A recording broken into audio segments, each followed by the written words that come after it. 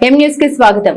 11వ అంతర్జాతీయ యోగా దినోత్సవం పురస్కరించుకుని యోగా గురువులు వీర భవానీ శంకర్ ఆధ్వర్యంలో మండపేట మండలం మార్తపూర్ గ్రామంలో శ్రీ సత్యభాస్కర జిల్లా పరిషత్ ఉన్నత పాఠశాలలో నిర్వహించిన యోగా దినోత్సవంలో ముఖ్య అతిథులుగా పాల్గొన్నారు. జిల్లా గ్రంథాలయ సంస్థ మాజీ చైర్మన్ నల్లమిల్లి వీర్రెడ్డి, ఉప సర్పంచ్ కార్య ఎస్ జంపయ్య పాల్గొన్నారు. ఈ సందర్భంగా నల్లమిల్లి వీర్రెడ్డి మాట్లాడారు. భారతదేశంలో 5000 సంవత్సరాల క్రితమే యోగా పుట్టిందన్నారు. మన యోగులు ఋషులు యోగాభ్యాసం ద్వారా తమ శరీరాన్ని మనసును నియంత్రించుకుని మంచి ఆరోగ్యాన్ని పెంపొందించుకున్నవారన్నారు.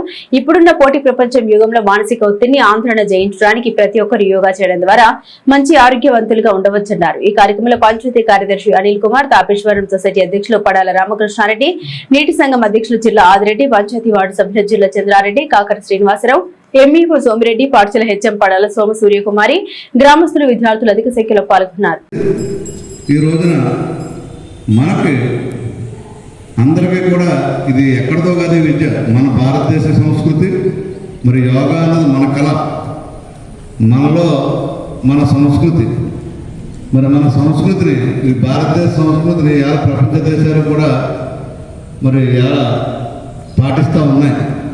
ఎందుకంటే యోగా అనేది ఒక మనిషికి ప్రశాంతత.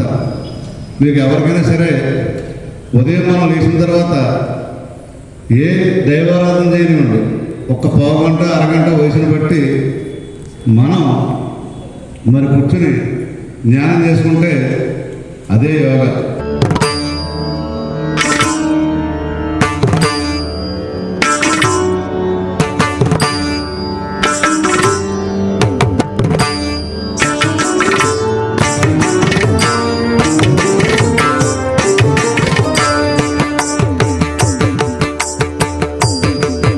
మరిన్ని తాజా వార్తా విశేషాల కోసం ఎం న్యూస్ ను సబ్స్క్రైబ్ చేయండి, మీ మిత్రులకు షేర్ చేయండి.